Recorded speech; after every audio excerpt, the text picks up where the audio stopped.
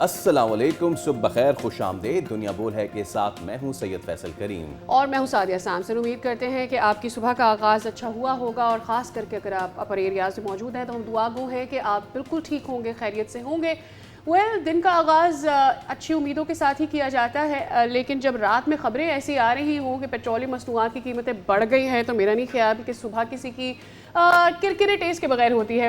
حکومت نے روزانہ کی بنیادوں پر پیٹرولیم مصنوعات کی قیمتوں میں رد و بدل کے تحت آج پھر سے پیٹرول کی قیمت بڑھائی ہے۔ عوام کے صبر کا امتحان جاری ہے۔ گزشتہ روز پیٹرول کی قیمت میں 35 پیسے کمی کر کے احسان کیا گیا تھا، لیکن آج ہم نے یہ دیکھ لیا کہ یکمشت پیٹرول کی فی لیٹر قیمت میں 4 روپے 93 پیسے کا اضافہ کر دیا گیا ہے۔ اس کے ساتھ ہی ڈیزل کی قیمت میں بھی فی لیٹر 7 روپے 15 پیسے کا اضافہ کیا گیا ہے۔ اب پیٹرول کی قیمتوں میں روزانہ کی تبدیلی کے معاملے پر آل پاکستان پیٹرول پمپس اونرز ایسوسی ایشن نے آج رات سے ملک گیر غیر معینہ مدت تک ہڑتال کا کر دیا ہے اعلان، تو اس پہ ہم آگے چل کے تفصیلی بات بھی کریں گے۔ تھوڑا سا موسم کی اگر بات کر لیں تو ملک کی بارشوں کا سلسلہ بھی جاری ہے، اور شہر قائد کے رہائشی تو ویسے منتظر ہیں، مطلع تو ابرآلود ہے۔ صبح رات کے اوقات میں ہلکی پھلکی بوندا باندی ہوتی ضرور ہے، لیکن گزشتہ 24 گھنٹوں میں ملک کے دیگر حصوں کی اگر صورتحال ہم دیکھ لیں تو وہ ہمیں دگرگون نظر آتی ہے۔ کہیں ہلکی، کہیں تیز اور کہیں بہت تیز بارش ہوئی ہے۔ افسوسناک صورتحال کا بھی ہمیں سامنا کرنا پڑ رہا ہے۔ بالکل، این ڈی ایم اے نے 24 جولائی تک سیلاب اور فلیش فلڈز اور لینڈ سلائڈنگ کا خدشہ ظاہر کیا۔ اس حوالے سے الرٹس بھی ظاہر کر دی گئے ہیں، اور خیبر پختونخوا کو ہم آلریڈی دیکھ رہے ہیں کہ پچھلے 3 دنوں سے مسلسل بارش ہیں، طوفانی بارشوں کی وجہ سے سیلابی صورتحال پیدا ہو گئی ہے، اور خاص کر کے اگر ہم ناران، کاغان، مانسہرہ سے اوپر کی صورتحال دیکھتے ہیں تو خاصی کشیدہ ہے، اور وہاں پر سیلابی صورتحال بھی ہے جس پر آگے چل کر ہم بات کریں گے۔ اس کے علاوہ ہم عالمی صورتحال کا تذکرہ بھی کریں گے، جہاں ایران امریدگی جاری ہے۔ امریکہ نے 11ویں دن بھی ایران پر بمباری کا سلسلہ جاری رکھا ہے۔ بالکل، فی الحال بڑھتے ہیں اپنی مین سٹوری کی جانب۔ اینیزا از سیڈ کہ جی رات کو جو لوگ یہ سوچ کر سوئے ہوں گے کہ چلے جی there is going to be another good day, they did not know کہ پیٹرولیم مصنوعات میں پھر سے اضافہ ہونے جا رہا ہے۔ حکومت نے پیٹرولیم مصنوعات کی قیمتوں میں اضافے کا اعلان کیا ہے۔ ڈیزل 7 روپے 15 پیسے فی لیٹر مہنگا ہے، جبکہ پیٹرول کی فی لیٹر قیمت میں 4 روپے 93 پیسے کا اضافہ ہوا ہے۔ کفیل ہمارے کورسپونڈنٹ ہمارے ساتھ موجود ہیں، بتائیں گے کیا کراچی کے لوگ محسوس کر رہے ہیں صبح صبح جب اٹھے اور پیٹرولیم مصنوعات کی قیمتوں کا انہیں پتہ چلا۔ کفیل، اوور ٹو یو۔ دیکھیے سابقہ سچویشن تو پھر اچھی نہیں ہے۔ رات میں ایک مرتبہ پہ انٹرنیشنل مارکیٹ جب بڑی، اس کے بعد گورنمنٹ کا چینج آیا، اس کے بعد جو پیٹرول ہے وہ 320 سے اوپر ہے، اور جو ڈیزل سے اس کی قیمت ہے 367 سے اوپر ہے۔ تو اس کے بعد ایک عام پیشہ جو ڈیولپمنٹ ہوئی ہے، کل جو پی پی ڈی اے کے مذاکرات تھے گورنمنٹ سے، وہ مذاکرات ناکام ہو گئے، اور جو پیٹرول پمپ اونرز ہیں انہوں نے ملک بھر میں اسٹرائک کا جو ہے وہ اعلان کر دیا ہے۔ اور ایک اور جو خبر یہ ہے کہ جو پیٹرولیم ڈیلر کراچی والے ہیں وہ اجلاس کر رہے ہیں 11:15 بجے کے درمیان، اور اس کے بعد وہ بھی کراچی سے باقاعدہ جو ہے وہ اناؤنسمنٹ کر دیں گے کہ کراچی بھر کے جتنے پیٹرول پمپس ہیں ان کو مکمل طور پر اب بند کرنے جا رہے ہیں۔ انہوں نے کہا کہ جو مارجن کا مسئلہ ہے اور جو قیمتیں روز کی بنیاد پر تبدیل ہو رہی ہیں اسے وہ کسی طور پہ ایکسیپٹ نہیں کر سکتے۔ اور یہ بات میری امیر خان جو کہ پریزیڈنٹ ہے سندھ کے، اور اس کے علاوہ جو نعمان بٹ ہیں جنرل سیکرٹری ہیں پاکستان پمپ اونر کے، ان سے ہماری بات ہوئی تھی، ان کے اکارڈنگلی اب اسٹرائک ہوگی، اور کراچی بھر بھی جو تمام جو پیٹرول پمپس ہیں ان کو بند کر دیا جائے گا۔ ایک اور ڈیولپمنٹ یہ ہے کہ جو گڈس کیریئر ایسوسی ایشنز ہیں اور ان کے تمام جو ٹرانسپورٹر حضرات ہیں وہ اپنے لائحہ عمل کا اعلان کرنے جا رہے ہیں 1 بجے۔ یہ بھی ایک ڈیولپمنٹ ہے، اور یقیناً وہ اس کے بعد کیا کرنے جا رہے ہیں کہ اسٹرائک کرتے ہیں یا اپنی گاڑیاں کھڑی کر دیتے ہیں۔ ان کے ملک بھر کے تمام جو لوگ ہیں ممبران وہ جمع ہوں گے، اور وہ بھی جو ہے وہ کرنے جاتے ہیں۔ یہ ایک ڈیولپمنٹ ہوئی ہے۔ اب دیکھنا یہ کہ سچویشن گورنمنٹ کیسے ٹیکل کرتی ہے اور یہ معاملہ کیسے حل ہوتا ہے، لیکن فی الحال جو ہے وہ کے پی، پنجاب، گلگت بلتستان، آزاد کشمیر میں ان کے مطابق جو ہے وہ اسٹرائک جو ہے وہ ہوگی، اور کراچی سے اب سے کچھ دیر بعد یعنی کہ تقریباً 2 سے 2.5 گھنٹے کے بعد اناؤنسمنٹ ہونے جا رہی ہے، اور کراچی والے جو ہے وہ اب جو ہے وہ پیٹرول پمپس کو بند کرنے جا رہے ہیں۔ اور یہ کہنا ہے ہم دیکھ رہے ہیں کہ کل رات ہی یہ تمام تر معاملات سامنے آ گئے تھے، اور اگر بات کی جائے اوور آل تو تقریباً 15,000 سے زائد پمپس اوور آل پاکستان، تو کیا فیوچر جو ہے وہ رہنے والا ہے اور کیا سچویشن بنے گی، اسی پہ اب ہم بات کر لیتے ہیں۔ ہمارے ساتھ موجود ہیں ہمایوں خان، آپ چیئرمین ہیں آل پاکستان پیٹرول پمپس اونرز ایسوسی ایشن کے۔ السلام علیکم ہمایوں صاحب، اور بہت شکریہ آپ کے وقت کے لیے۔ کیا فیصلہ کر رہے ہیں جناب, کیا کرنے جا رہے ہیں, اور اس کے پیچھے وجوہات کیا ہیں, اصل وجہ کیا ہے؟ کیا مارجن کا بڑھنا ہے یا پھر روزانہ کی بنیاد پہ جو رد و بدل قیمتیں ہو رہی ہیں, حکومت جو کر رہی ہے, وہ ہے اس کی مین کاز آپ لوگ کی ہڑتال کی؟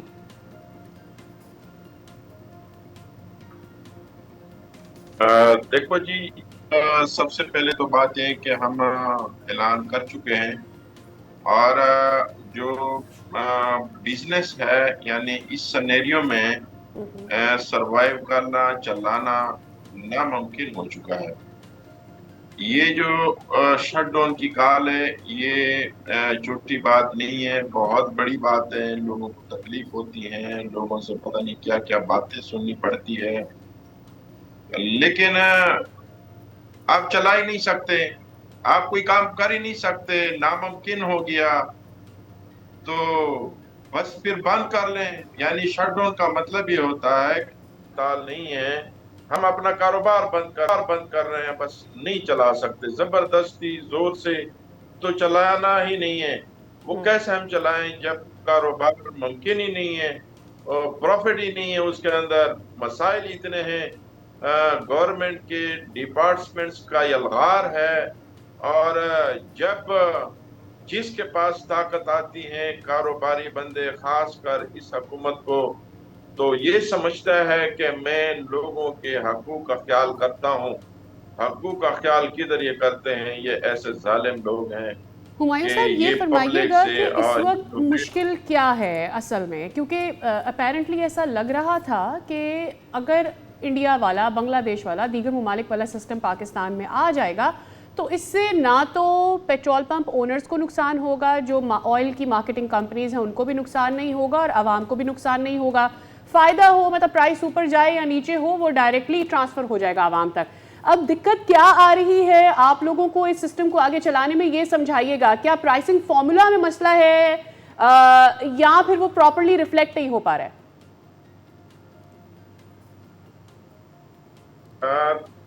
دیکھو، آئل مارکیٹنگ کمپنی یا ریفائنری وہ بڑے بزنس کرتے ہیں، ہم میڈل مین کا کردار ادا کرتے ہیں، ہمارا سارا کنٹرول اس کے پاس ہوتا ہے۔ پیٹرول ڈیزل وہ ہمیں دے نہ دے، ہم کسی بھی صورت میں اور مطلب دے نہیں سکتے، تو ہم تو اس کے پابند ہیں۔ وہ تو ظالم ہے۔ میں آپ کو ایک مثال دیتا ہوں، ایچ او بی سی جو ہائی اوکٹین ہے، جی اس وقت اگر آپ اس کے پرائس کو دیکھ لیں، مختلف پیٹرول پمپوں پہ مختلف ہوتے ہیں، جی ہاں اس کے اندر صرف گورنمنٹ صرف ٹیکس لیتا ہے اور باقی چیزیں کمپنی اپنی منمانی کرتا ہے۔ اگر میں آپ کو بتا دوں کہ آئل ٹینکر اگر کراچی سے ماچی کے لاہور آتا ہے، اور جو اوگرا کا ریٹ ہے پیٹرول کا اس کا زیادہ ہے جو اب ایچ او بی سی کا ہے، وہ کمپنیاں جو ہے نا آئل ٹینکر کو کہتے ہیں کہ آپ نے اتنے ریٹ پہ لے کے جانا ہے تو ٹھیک ہے، نہیں تو پھر ہم آپ کو نہیں دیں گے۔ تو حکومت یہ سمجھتی ہے کہ اس طرح کرنے سے پبلک کو فائدہ ہوگا۔ ہم آج یہ بات نوٹ کر لیں کہ پبلک کو نہ ڈے بائی ڈے کا فائدہ ہے، نہ اس قسم کے آدھا تیتر آدھا بٹیر والے کی ڈی ریگولیشن میں فائدہ ہے۔ وہ یہ سمجھتا ہے کہ اس وقت جو جنگ میں ریٹ اوپر جا رہے ہیں تو عوام کے غضب سے بچنے کے لیے یہ ملبہ آپ پیٹرول پمپ کے اوپر ڈال دیں، کیونکہ ہم میڈل مین کا کردار ادا کرتے ہیں، کمپنی والے ادھر بیٹھے ہوتے ہیں، روز ہماری لڑائی جھگڑے ہوں گے۔ اور یہ بات سن لیں کہ اس کے اندر بعد میں اتنی بدمزگی آئے کہ جو پیٹرول پمپ دیکھو 100% کسی بھی معاشرے کے اندر، کسی بھی بزنس کے اندر 100% بندے ٹھیک نہیں ہوتے، ٹھیک ہے لیکن یہ روز جو ریٹ کا چینج ہے وہاں پہ کسٹمر کا جو ہے نا روز یہ لڑائی جھگڑے ہوں گے، ہر پمپ پہ ہوں گے، اور یہ کون افورڈ کر سکتا ہے؟ انہوں نے اپنا ملبہ ہمارے اوپر ڈال دیا۔ ایک دوسری بات یہ ہے کہ کمیشن ہے ہمارا، وہ 8 روپے ہے، 8.25 روپے، اس کے اوپر ٹیکسز کاٹ کے اور کمپنی کے 1 روپے 20 پیسے فرنچائز کاٹ کے اور اس پہ جو کارڈز وغیرہ بینک کے خرچے وہ نکال کے جا کے 4 روپے بھی مشکل سے بچتا ہے۔ وہ 4 روپے اب وغیرہ اس میں آئیں گے۔ ہم نے گورنمنٹ کو کہا کہ آپ 1 لیٹر کا جو آپریشنل کاسٹ ہے کہ وہاں سے آیا یہاں پہ پمپ میں گیا اور پھر اوپر چلا گیا. 4 سال سے مسلسل مہنگائی ہو رہی ہے اور ہمارا وہ کمیشن فکس ہے. آپ کیسے کہہ سکتے ہیں کہ یہ جو ہے نا آپ چلا سکتے ہیں؟ ہمیں تو بچتا ہی کچھ نہیں ہے. معاملات یہ ہیں چلے گورنمنٹ ٹھیک کا ہے, یہ مطلب ہے. بالکل ٹھیک ہے. ہمایوں صاحب آپ نے جو ہے وہ پیٹرول پمپس کے ایسوسیشن کے حوالے سے اپنا موقف سامنے رکھا ہے.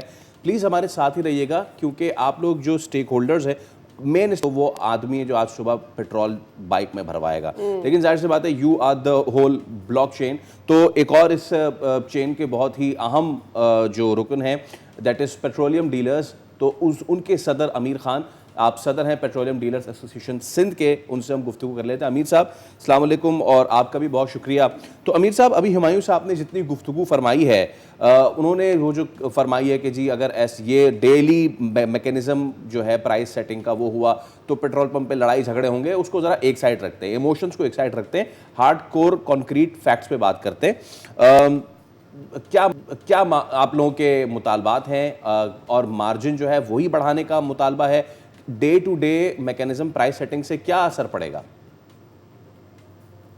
میں نام بھول گیا آپ کا. جی میرا نام فیصل, میرے ساتھ میری کو اینکر سعدیہ. فیصل بھائی. جی جی جی فیصل بھائی, بات یہ ہے کہ گورنمنٹ کے منسٹر اتنے پڑھے لکھے ہیں, مجھے یہ سمجھ نہیں رہا کہ انہوں نے یہ جو مشیر رکھے ہوئے یہ کون ہے, کیونکہ یہ تو اے سی آفس میں بیٹھے ہوتے ہیں اور سائن کرتے ہیں صرف پیپروں پہ. یہ ممکنات میں سے ہے ہی نہیں. ڈیلی 3-4 دن سے جب سے یہ لاگو ہوا ہے تو سیل ختم ہو گئی ہے تقریباً.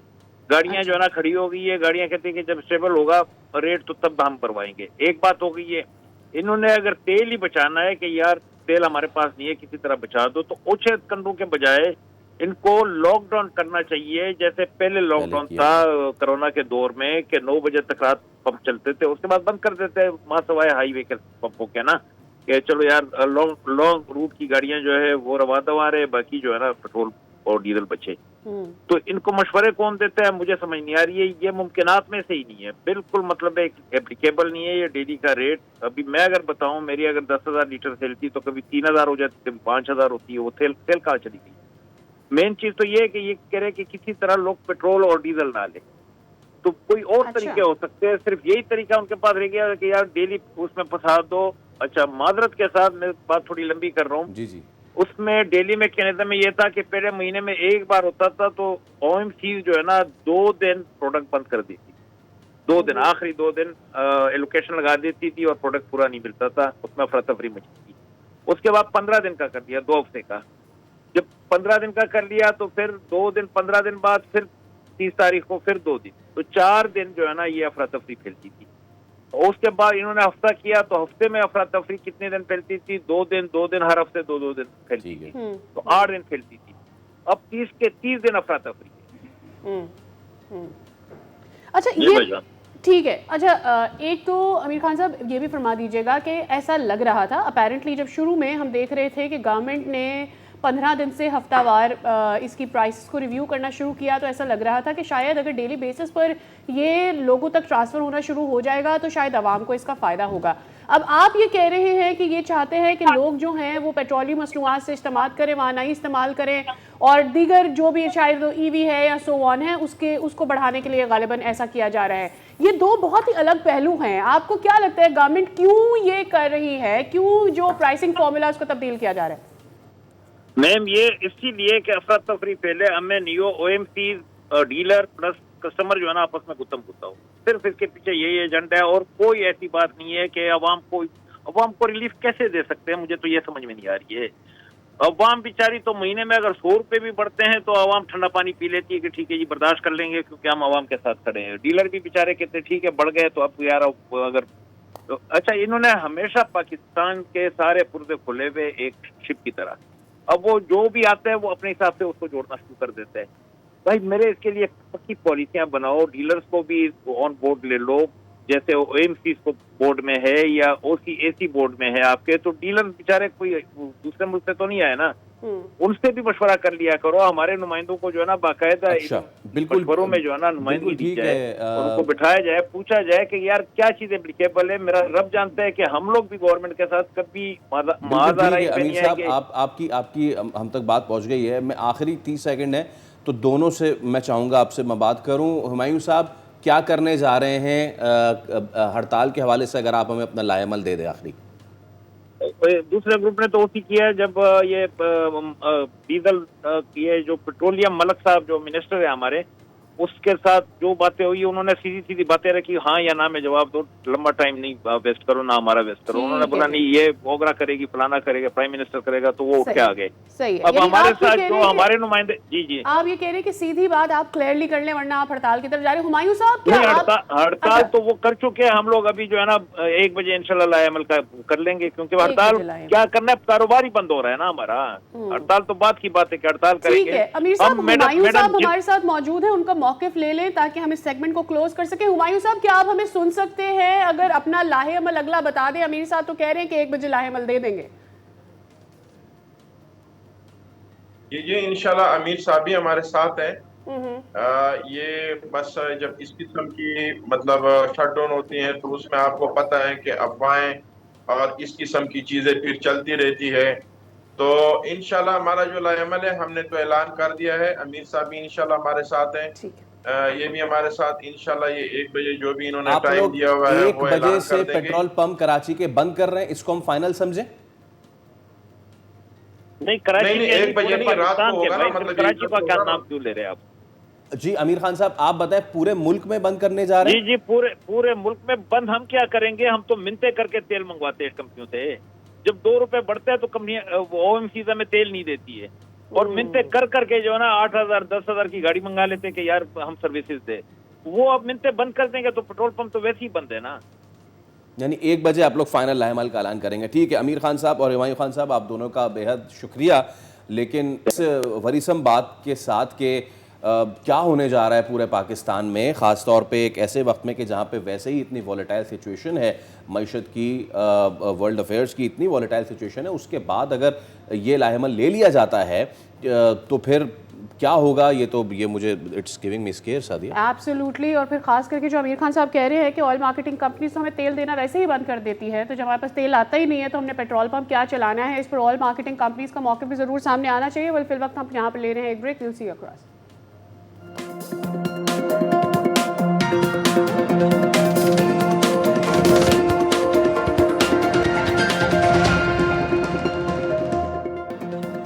Welcome back. موسم کی اگر بات کریں تو ملک میں مانسون بارشوں کا سلسلہ تو جاری ہے، خطرات بھی اب بڑھنے لگے ہیں. تازہ ترین جو این ڈی ایم اے نے الرٹ جاری کیا ہے 24 جولائی تک، وہ ہے سیلاب کا، فلیش فلڈ کا، لینڈ سلائیڈنگ کا، اور اس کے ساتھ ساتھ شہری علاقوں میں اربن فلڈنگ کا. لیکن گزشتہ دن ہم نے دیکھا کہ کس طریقے سے جی بی، آزاد کشمیر، خیبر پختونخوا کے مختلف علاقوں میں دریا بکھرے ہوئے تھے، اور کس طریقے سے معاملات جو ہیں وہ بڑے ہی خراب تھے، طغیانی کی جانب گئے ہوئے تھے. ٹو دا فیکٹ کہ کے پی میں تو سیاحتی مقامات پہ کئی جگہوں پہ پابندی بھی لگائی گئی ہے. بیفور کہ ہم ذرا بالائی علاقوں کا رخ کریں، ذرا میدانی علاقوں کا سعدیہ رخ کر لیتے ہیں اور پنجاب کی صورتحال پہلے ہم دیکھ لیتے ہیں. ایبسلیوٹلی. سب سے پہلے ہم کوشش کرتے ہیں کہ چنیوٹ اور شیخوپورہ اور لاہور، یہ 3 صورتحال ہم جان لیں. تو چنیوٹ سے ہمارے ساتھ موجود ہوں گے اسماعیل ڈہر اور مصطفیٰ خان، ہمیں صورتحال سے آگاہ کریں گے شیخوپورہ کی، اور پھر لاہور سے اریبہ سے بھی جانیں گے کیا صورتحال ہے. شیخوپورہ کی صورتحال پہلے جان لیتے ہیں.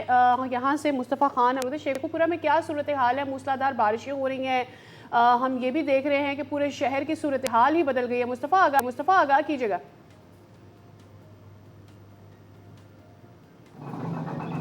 جی بالکل، مونسون کا جو ہیوی وقت سے جاری ہے. شیخوپورہ کے گرد الواح میں جتنے بھی علاقے ہیں، مرید کے، فروز والا، شرک پور شریف، مانا والا، شیخوپورہ، اس کے جتنے بھی نشیبی علاقے ہیں وہ اس وقت اس مونسون کی ہیوی اسپیل سے جو ہیں وہ زیر آب آ چکے ہوئے ہیں. جبکہ ڈسٹرکٹ ایڈمنسٹریشن اور واسا کی ٹیمیں جو ہیں وہ بھی فیلڈ میں متحرک دکھائی دے رہی ہیں. اور اس کے ساتھ ساتھ سول ڈیفینس جو ہے ان کے بھی نوجوان جو ہے وہ جہاں پر پانی زیادہ تعداد میں کھڑا ہے، بائکس چلانے والے، گاڑی چلانے والے کسی جگہ پہ رک جاتی ہے تو اس کو بھی اس کو فوری طور پر ریسکیو کرنے کے لیے وہ فیلڈ میں متحرک ہے. اس کے ساتھ ساتھ جو واسا کی مشینری ہے وہ بھی نکاسی آب کرتی ہوئی دکھائی دے رہی ہے، اور وہ بھی ان کا ڈسٹرکٹ ایڈمنسٹریشن کا یہ کہنا ہے کہ اب سے کچھ دیر بعد جو ہے ہم جلد جو ہے اس کو پانی کو نکاسی آب کرنے میں کامیاب ہو جائیں گے. اس کے ساتھ ساتھ میں بتا چلوں کہ محکمہ موسمیات کی جانب سے ہی ایسی بارشیں چند روز تک ایسی جاری رہنے کا اندیہ دیا گیا ہے. जी मुस्तफ़ा, आप हमें शेखुपुरा की सूरत हाल से आगाह कर रहे थे। गो के हुकूमती मशीनरी वहाँ पे कोशिश कर रही है तमाम तर काम करने की, लेकिन पानी जो है सैलाब का वो कोई चीज़ नहीं छोड़ता। ऐसे ही सिचुएशन जो है वो चनियोट में बनी हुई है। यहाँ का एक नवाही इलाका है, मियाँ दाल दरिया बुर्द हो गया है ये, और यहाँ की 100 साला मस्जिद है, उस समेत दर्जनों मकानात जो हैं वो ज़ेर आब हैं। बात करेंगे अपने नुमाइंदे साजिद इस्माइल डाहर से। साजिद, ज़रा अहाता कीजिए क्या कुछ हो चुका है अब तक चनियोट में? जी बिल्कुल, इस वक्त हम मौजूद रोड के नवाई गांव मियांवाल में, जो कि दरियाई कटाव के बहस पूरे का पूरा मुनहदम हो चुका है। अगर ये कहा जाए कि ये मियांवाल गांव पूरा सफ़ हस्ती से मिट चुका है तो ये गलत ना होगा, क्योंकि पिछले साल भी जब सैलाब आया तो मकामी लोगों ने एहतजाज किया कि हमें यहाँ पर जो है वो बंद कर दिया जाए, लेकिन गवर्नमेंट ने उनकी नहीं सुनी और यहाँ पर बंद नहीं बांधा गया, जिसकी वजह से तकरीबन 50% पिछली दफ़ा गाँव जो है वो पानी की नज़र हो चुका था, और इस वक्त ये पूरे का पूरा गाँव जो है वो पानी की नज़र हो चुका है। यहाँ पर हमारे साथ आबादी के लोग मौजूद हैं, हम उनसे जानने की कोशिश करेंगे कि यहाँ पर पुरानी मस्जिद थी और घर थे वो तबाह हो चुके हैं, क्या कहेंगे आप इस पर? जी अस्सलाम वालेकुम। पहले इधर 100 साल कदीमी मस्जिद थी, वो भी पानी की नज़र हो गई है, और जो मकानात थे वो मुकम्मल तौर पर तबाह हो गए हैं, और ये पानी जो है इसका बहुत नुकसान हुआ है। पहले पिछली दफ़ा भी गवर्नमेंट से गुजारिश की थी, इंतज़ामिया से गुजारिश की थी कि हमारी कोई इधर हेल्प की जाए, उन्होंने कुछ नहीं किया। इस दफ़ा भी कोई सुनने वाला नहीं है जी। जी बिल्कुल, हेडमराला से आने वाले इस रेले ने जहाँ तबाही मचाई है और पूरे का पूरा गांव सफ़ हस्ती से मिट चुका है, और ये आगे आबादी वड सैदा और डूम सैदा की बहुत तरफ शुक्रिया इस्माइल, इसकी तफसीलात से आप हमें आगाह कर रहे थे। अब ताज़ा तरीन सूरत हाल लाहौर की भी जान लेते हैं। अरीबा हमारे साथ मौजूद हैं, वहाँ से हमारी कॉरेस्पॉन्डेंट। अरीबा, ये बताइएगा कि इस वक्त तो टेम्परेचर 29 चल रहा है लाहौर में, लेकिन बारिश ऑन एंड ऑफ हो रही है। अर्बन फ्लडिंग का क्या कोई खदशा जाहिर किया जा रहा है? क्या सूरत हाल बन रही है? जी बिल्कुल, बात हो जाए शहर लाहौर में मौसम की तो मतला जुज़वी तौर पर रबर आलूद है, और गुज़श्ता रात जो है मानसून की बारिश का सिलसिला जारी रहा, जिसके बाद आज जो है वो मौसम बहुत ही खुशगवार, और शहर के अफक पर बादल भी मौजूद है। और दर्जा हरारत की बात की जाए तो शहर का मौजूदा दर्जा हरारत 29 डिग्री, जबकि कम से कम दर्जा हरारत 27 डिग्री और ज़्यादा से ज़्यादा 30 डिग्री तक जा पहुँचने का भी इम्कान है। तो वहीं दूसरी जानिब जो है वो इंतज़ामिया की जानिब से भी जो है वो अलर्ट जारी कर दिया गया है, जो कि बारिश के सबब जो है वो नशीबी इलाके जो हैं वो ज़ेर आब आ सकते हैं, और तेज़ बारिश के सबब जो है वो नदी नालों में जो है वो तेज़ पानी के बहाव का भी खदशा है, जिसकी वजह से जो है वो शहरियों से यही अपील की जा रही है कि बारिश के दौरान जो है वो दरख्तों तले जाने से परहेज़ करें, बिजली के खंभों से गुजरने से परहेज़ करें, और जहाँ पर बारिशी पानी खड़ा है वहाँ से भी जाने से गुरेज करें। जी ठीक है अरीबा, बहुत शुक्रिया, आप हमें लाहौर से अपडेट कर रही थी। और सिचुएशन रहेगी, जो अलर्ट्स जारी किए गए हैं उस पर भी हम बात कर लेते हैं। इरफान विर्क साहब, डायरेक्टर महकमा मौसमियात, हमारे साथ मौजूद हैं। इरफान साहब, अस्सलाम वालेकुम, बहुत शुक्रिया आपके वक्त के लिए। कल हमने देखा कि ख़ास तौर पे खैबर पख्तूनख्वा में तो काफ़ी अब तबाही मच रही है। थोड़ा सा अगर आप हमें बता सकें कि खैबर पख्तूनख्वा ख़ास तौर पे ये जो मानसेरा ज़िला है, यहाँ पे हमने देखा बहुत ज़्यादा सिचुएशन बुरी है, तो क्या अपडेट्स हैं आपके पास इस हवाले से?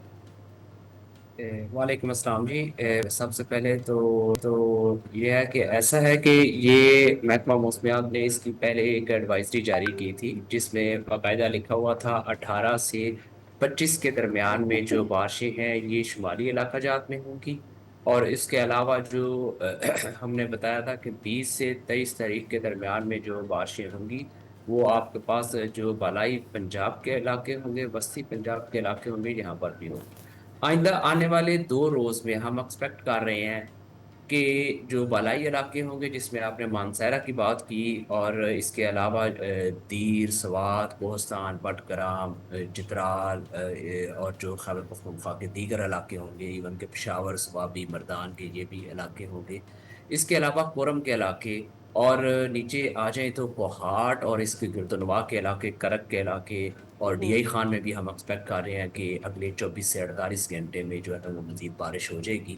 इसी दौरान जो शुमाल मशरकी बलूचिस्तान के इलाके होंगे, बार खान, सुलेमान, जो कि पहाड़ी इलाके हैं, यहाँ पर हम एक्सपेक्ट कर रहे हैं मूसलाधार बारिश हो जाएगी। इस मूसलाधार बारिश से जो नदी नाले हैं उसमें तगयानी आने का अंदेशा है, ख़ास तौर पर जो DG खान के हिल टोरेंट्स हैं بارکھان اور یوم میں بھی بارش ہوگی، اور اسی جو اگلے 2 روز ہوں گے اس میں جو کشمیر کے علاقے ہوں گے اور گلگت بلتستان کے علاقے ہوں گے اس میں بھی بارش ہے۔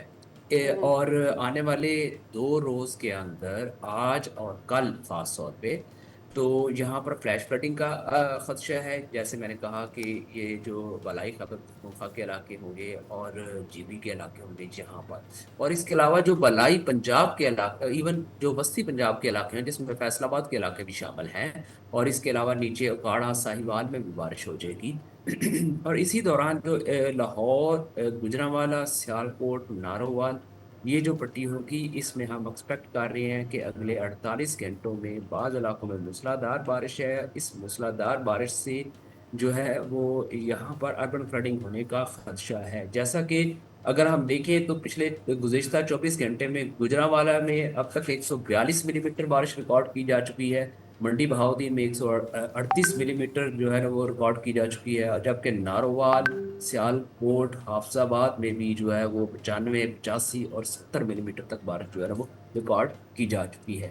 ٹھیک یہ سسٹم مزید اگلے 2 دن جو ہے نا ہمارے بالائی علاقوں میں، وسطی علاقوں میں موجود رہے گا۔ جی صحیح انفاذ صاحب، ایک تو یہ کہ اوبویسلی یہ بارشیں ہونی تھی اور اپر ایریاز میں تو معمول سے زیادہ بارشوں کو پہلے ہی کہہ دیا گیا تھا، لیکن ان بارشوں کا یہ سلسلہ تھمے گا کب؟ اب یہ جاننا ضروری ہے کیونکہ جتنی تباہی ہو رہی ہے اپر ایریاز میں، بسائڈز یہ کہ جو ہمارے جو براجز ہیں، ڈیمز ہیں، ان میں ہم کیا ایکسپیکٹ کر رہے ہیں کتنا، جیسے کہ مرالہ میں اس وقت ابھی بات کر رہے ہیں کہ پانی کا بہاؤ بہت تیز ہے، تو پانی کا بہاؤ ہمارے ڈیمز میں کیا رہے گا اور دریاؤں کی صورتحال بھی اگر آپ بتا سکیں۔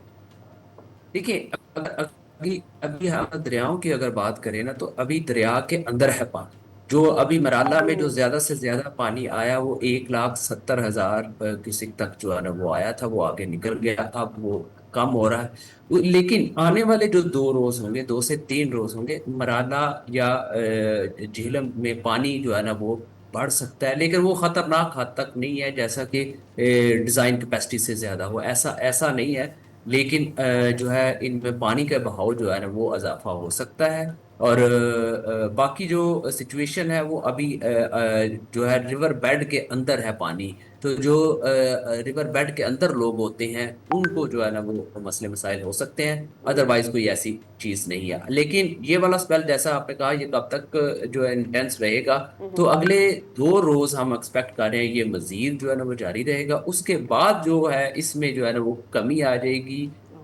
لیکن یہ کوئی کہے کہ مونسون میں بارشیں نہیں ہوتی تو آئسولیٹڈ پاکٹس میں بارشیں ہوتی رہیں گی، تاہم جو ہے یہ والا جو سپیل ہوگا یہ 2 روز کے بعد جو ہے نا اس میں کمی آئے گی۔ عرفان ورک صاحب بہت شکریہ آپ کے وقت کے لیے، آپ موسم کے حوالے سے ہمیں بتا رہے تھے کہ ملک میں کیا سچویشن رہے گی، اور بالکل جیسے کہ آپ نے کہا کہ محکمہ موسمیات پہلے ہی بتا چکا تھا، لیکن لوگ جو ہے وہ مانتے نہیں ہیں اور لوگ نکل پڑتے ہیں۔ اگر مانسہرہ کی بات کی لی جائے، اس کے گرد نواح کی بات کی لی جائے، before we go to our correspondent, کل بہت اس طرح کے معاملات وہاں پر ہوئے، اور شنید یہ بھی ہے کہ جھیل سیف الملوک کو بھی غالباً بند کیا گیا ہے کیونکہ وہاں بھی کافی زیادہ جو ہے وہ فلیش فلڈنگ ہو رہی ہے، کافی زیادہ لوگ جو ہے، اور یہ ٹورسٹ کا انفلکس اتنا زیادہ ہے، وہ اب جا کے وہاں پہ پھنس گئے ہیں، تو ضرور اس پہ ہمیں بات کرنی چاہیے کہ وہ تمام تر لوگ جو کوشش کر رہے ہیں جانے کی، وہ کیوں ایڈوائزری کو فالو نہیں کرتے ہیں، اور اس کے بعد وہ جا کے آپ دیکھ سکتے ہیں ساتھیہ، اتنی پورا مٹی کا تودا آتا ہے، سڑک کو پوری بہا کے لے جاتا ہے، اور اس کے بعد لوگ جو ہیں اس طریقے سے یہاں پہ پھنس جاتے ہیں۔ ایبسلیوٹلی، ہمارے ساتھ ہمارے کورسپونڈنٹ چودھری کیسر موجود ہیں جو ہمیں اوور آل یہاں کی صورتحال مانسہرہ اور اپر ایریاز کی بتائیں گے۔ کیسر آگاہ کیجیے گا، ناران میں بڑی تباہی ہوئی ہے بارشوں کی وجہ سے، کاغان میں بھی صورتحال خاصی کشیدہ ہے، لوگ وہاں پہ پھنسے ہوئے ہیں، کیا سچویشن ہے اور کیا گائیڈ لائنز ہیں؟ جی بالکل، مانسہرہ اس کے گرد و نواح میں مونسون بارشوں کا جو سلسلہ ہے آج تیسرے روز بھی وقفے سے جاری ہے۔ بارشوں کی وجہ سے رات کو جھیل سیف الملوک جو روڈ ہے وہ فلش فلڈ کی وجہ سے بند ہو گیا تھا، ضلعی 500 جو جیپیں ہیں وہ وہاں پر پھنس گئی تھی، سیاحوں کو ضلعی انتظامیہ نے بر وقت کارروائی کرتے ہوئے محفوظ مقام پر منتقل کیا ہے، اور عارضی طور پر جو ہے بھاری مشینری کے ساتھ جو ہے روڈ کو کلیئر کر دیا ہے۔ اگر ہم یہاں پر بات کریں بابو سٹاپ کی، بابو سٹاپ جو ہے روڈ وہ بھی سوچ کے مقام پر رات کو فلش فلڈ کی وجہ سے بند ہو گیا تھا، گاڑیوں کی لمبی لائنیں لگ گئی تھی، اور بابو سٹاپ روڈ جو ہے اس کو بھی اب عارضی طور پر کھول دیا گیا ہے۔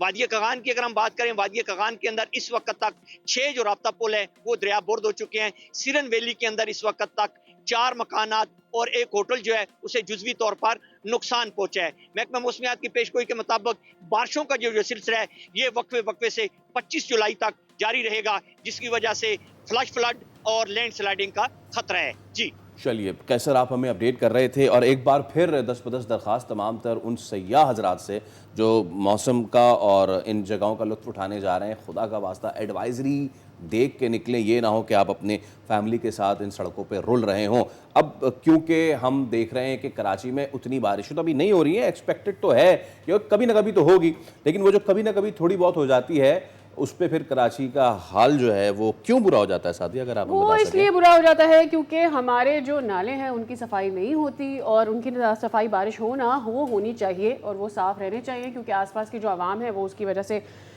جو ہے پریشانی میں مبتلا رہتے ہیں، اور پھر جب بارش ہو جاتی ہے تو پھر وہ سب کے لیے پریشانی کا باعث بن جاتے ہیں.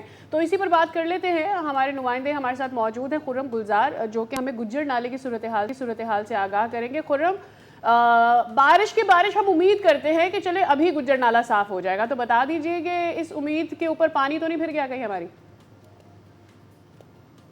دیکھیں بالکل طرح اس سال بھی جب مونسون کی آمد ہے تو ہم یہ دیکھ رہے ہیں کہ دعوے کیے جا رہے ہیں کہ شہر کے جو بڑے نالے ہیں ان کی صفائی کا کام شروع کر دیا گیا ہے. کئی مقامات پر تو یہ بھی دعویٰ سامنے آیا کہ کام مکمل کر لیا گیا ہے. لیکن میں اس وقت موجود ہوں گجر نالے پر، اور اب میرے کیمرامین آپ کو دکھائیں تو یقب میں یہ کوئی کچرے کا ڈھیر نہیں ہے، کوئی کچرا خانہ نہیں ہے، یہ گجر نالہ ہے جو مستقل طور پر ہم یہ دیکھ رہے ہیں کہ کچرے سے ڈھکا ہوا ہے.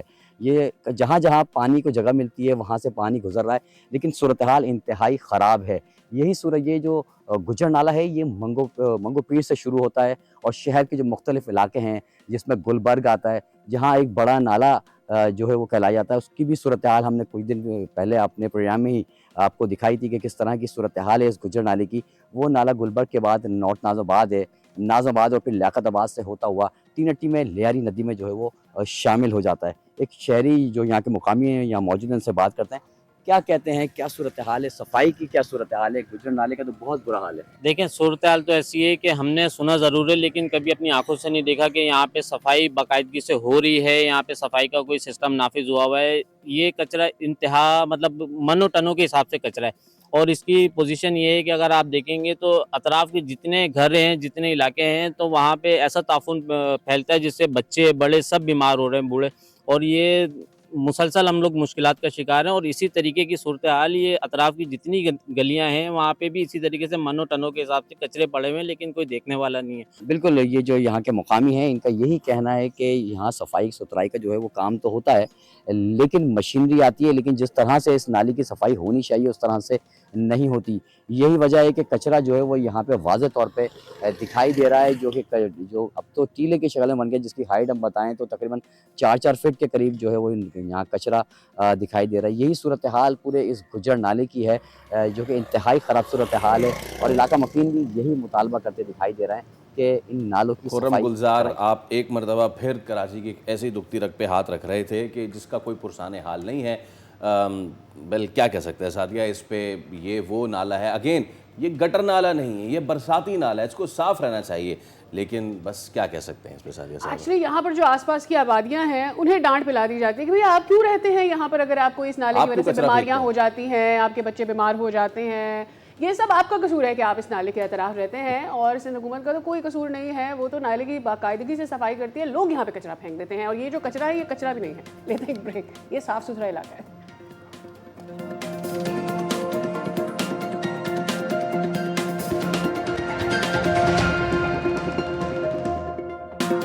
Welcome back again. اور ہم اکثر یہ بات کرتے ہیں کہ پاکستان میں مردوں کے شانہ بشانہ خواتین آگے بڑھ رہی ہیں، لیکن کچھ ایسی فیلڈز ہوتی ہیں اور کچھ ایسے چیلنجز، ایبسلیوٹلی کچھ ایسے چیلنجز ہوتے ہیں جہاں پر ہم خواتین کا نام کم ہم کہیں سنتے ہیں. اور جب ایسا سننے میں ملتا ہے تو نہ صرف آپ کو فخر محسوس ہوتا ہے اپنے خاتون ہونے پر، بلکہ آپ کو اچھا لگتا ہے کہ پاکستان میں بھی ایک مشعل ہے جو بہت ساری اور خواتین کو بھی روشن کرتی چلی جا رہی ہے. تو ملک کے مختلف علاقوں سے تعلق رکھنے والی 8 خواتین کو پیما ہیں جنہوں نے 40,000 میٹر بلند کوسر گنگ جو چوٹی ہے اس کو سر کیا ہے. کوثر گنگ رادرال سے. الپائن کلب آف پاکستان کی دوسری ویمن ایکسپیڈیشن نے بلتستان میں یہ واقع کوثر گنگ چوٹی پر پاکستان کا پرچم کامیابی سے لہرایا ہے اور 8 رکنی ٹیم کی قیادت معروف کو پیما بی بی افزون نے کی. بی بی افزون ہمارے ساتھ موجود ہیں, اب ان سے بات کر لیتے ہیں. بی بی افزون السلام علیکم. اور پہلے تو مبارک, آپ ٹیم لیڈر تھیں اور آپ کی لیڈرشپ میں ان باقی 7 لڑکیوں نے یہ چوٹی سر کی ہے. کیسا ایکسپیرینس تھا, کیسا لمحہ تھا, کیا کچھ آیا آپ کے ذہن میں, ذرا بتائیے. تھینک یو سو مچ مبارکبادی دینے کے لیے میری پوری ٹیم کو مبارکبادی دینے کے لیے. مجھے بہت خوشی ہوئی. 8 کے 8 لڑکیاں ہم سبمٹ پہ تھی اور فرسٹ ٹائم یہ پاکستان میں ہوا ہے کہ پاکستان کے مختلف علاقے سے لڑکیاں آئی ہیں اور انہوں نے کوثر گنگ کی چوٹی کو سر کیا ہے جو کہ 60-40 ہے. اس کے علاوہ میں یہ کہنا چاہوں گی کہ مجھے یہ خوشی بھی ہوئی کیونکہ 3-4 میرے دوست تھے میرے ساتھ, تو مجھے بہت ایموشنل فیلنگ آئی ہے وہاں پہ اور میں بہت ایموشنل ہوئی بھی ہوں وہاں پہ. مجھے بہت رونا آ رہا تھا اور میں بہت روئی ہوں وہاں پہ کیونکہ میرے ساتھ میرے دوست اور ہم نے ایک ساتھ سکسیس کیا, اس لیے مجھے بہت اچھا لگا. اور ہمیں بہت اچھا لگ رہا ہے کہ آپ آج ہم سے بات کر رہی ہیں. اس اچھی سی آپ کی جو کلائمبنگ تھی, نہ صرف یہ بلکہ اور بہت ساری خواتین کو اپنے ساتھ آپ لے کر گئے, ٹیمڈ آپ. خواتین کے لیے اوبویسلی میں نے as I in the beginning said کہ یہ بڑا مشکل سمجھا جاتا ہے کہ خواتین اوپر جائیں because we have our own needs, we have our own range, اور ہم اتنا پریکٹس بھی نہیں ہوتی ہیں you know to climb and all that. تو آپ کو کو پیمائی کا شوق کیسے آیا اور کون سے مراحل تھے جس نے آپ کو یہاں کلائمبنگ تک پہنچایا؟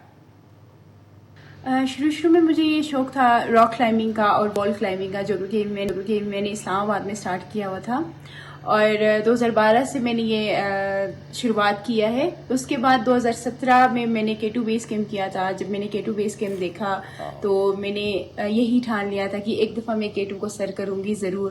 اور 2024 میں پھر میں K2 ایکسپیڈیشن پہ میں گئی ہوئی تھی جس پہ پھر میں نے اٹیمپٹ کیا لیکن مجھ سے سکسیس نہ ہو پایا کیونکہ مجھے لگا کہ میری باڈی کو فی الحال کسی اور ماؤنٹین پہ جانے کا جو ہے نا جانا چاہیے, اس لیے پھر میں نے K2 کو جو ہے نا ادھر ہی چھوڑ دیا اور یہی میرا آغاز تھا, یہی میری شروعات تھی. جی تو افزون یہ ایک چیلنجنگ چیز ہے لیکن پاکستان کی خواتین کے لیے یہ کتنا مشکل کام ہے؟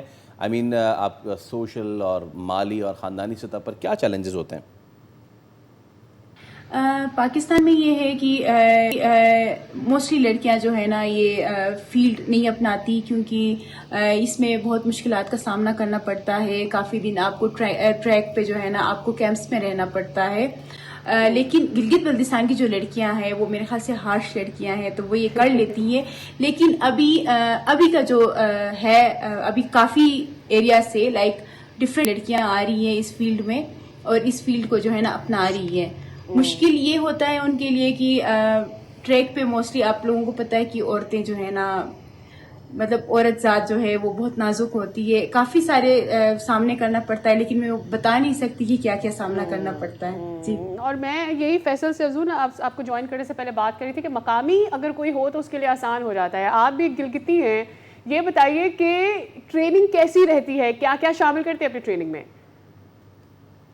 6000 سے اوپر جو چھوٹی ہوتی ہے لائک 7000 8000 تو اس کے لیے کافی ایکٹیویٹیز کرنی پڑتی ہے. لائک اپنی باڈی کو یوز ٹو بنانا پڑتا ہے, لائک کلائمیٹائز کرنا پڑتا ہے. اس کے بعد آئس کلائمبنگ کی ٹریننگ کرنی پڑتی ہے پراپر, اور یہ ساری چیزیں کر کے پھر آپ جو ہے نا 7000 سے 8000 کے لائک ماؤنٹینس پہ جا سکتے ہیں آپ. اور اس کے علاوہ آپ اپنے باڈی کو لائک ہمیشہ آپ ایکٹیویٹی آپ کریں, لائک رننگ کریں. اس کے بعد آپ جو ہے نا کسی پہاڑ پہ جائیں یا کوئی جم کر لیں, ایکٹیویٹی کر لیں, اس سے پھر آپ کا جو ہے نا اسٹیمنا ہمیشہ رہتا ہے. جی آپ کے ساتھ علی ستپارہ, صادق حسین ستپارہ جیسے لوگ تھے تو ان کی گائیڈنس میں کیسا رہا سارا؟ ہماری جو ٹیم تھی اس میں ہمارے 4 ہائی الٹیٹیوڈ گائیڈ تھے جس میں علی ستپارہ اور جس میں صادق ستپارہ, جس میں الیاس اور جس میں قائد تھے. تو اس میں یہ ہے کہ انہوں نے ہمارے لیے کافی ہیلپ کیا ہے کیونکہ لیڈ جو ہے نا ہمارے لیے قائد اور الیاس کر رہے تھے جو کہ رو فکس کر رہے تھے. اور اس کے علاوہ علی اور صادق بھائی جو ہے وہ ہمارے ساتھ لڑکیوں کے ساتھ जो बिगिनर्स थे तो उनके साथ वो हेल्प आउट कर रहे थे। तो उन्हीं की वजह से उन्होंने हमें ट्रेनिंग्स दी, बेस कैंप में हमें ट्रेनिंग्स दी, ये सारी चीज़ें किया कि मतलब आप लोगों ने कैसे लाइक अपने सेफ्टी को चेंज करना है, ये सारी चीज़ें करके फिर हम खुसरगंज की तरफ रवाना हुए थे। We really wish you happy climbing for the future as well, और बहुत शुक्रिया कि आपने वक्त दिया। आपकी और आपकी टीम को एक दफ़ा फिर से बहुत बहुत मुबारकबाद। लेते हैं एक break, stay with us.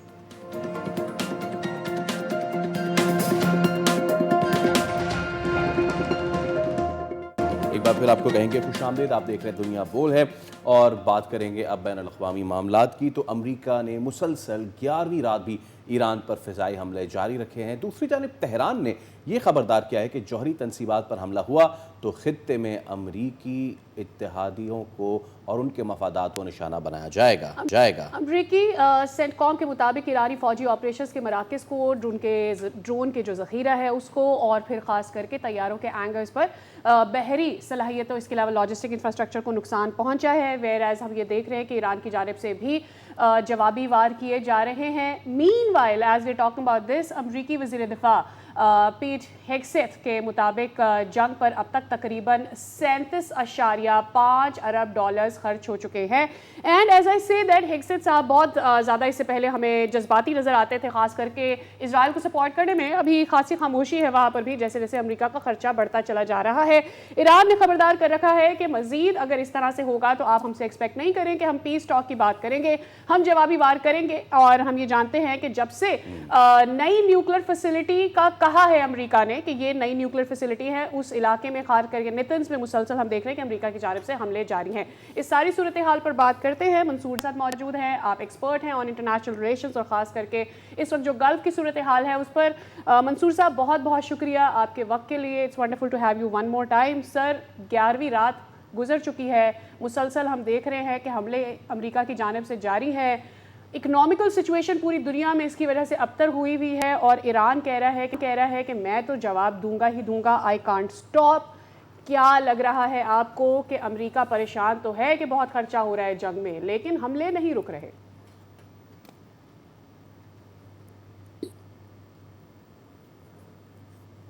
Iran ने अगर आबनाए हुर्मुज़ से कुछ टैंकरों को वार्निंग शॉट्स जारी किए थे तो उसके जवाब में जो एक डिसप्रपोर्शनेट यूज ऑफ फोर्स, जो बेसिकली अमेरिका और इसराइल का एक वतीरा है, वो उन्होंने और उसका मकसद यही होता है कि किसी तरीके से दूसरे फरीक को दबाव में लाया जाए। लेकिन ईरान को शायद वो अब तक समझ नहीं सके हैं, उसकी तारीख का भी मुताला शायद अमेरिकी इंतजामिया या अमेरिकी जो क़यादत है वो नहीं करती है। तो ईरान ने आज तक किसी भी ऑक्यूपेशन फोर्स जो है, बैरूनी ऑक्यूपेशन फोर्स को कभी भी अपने पास पनपने नहीं दिया और ना ही उसके सामने सरेंडर किया है।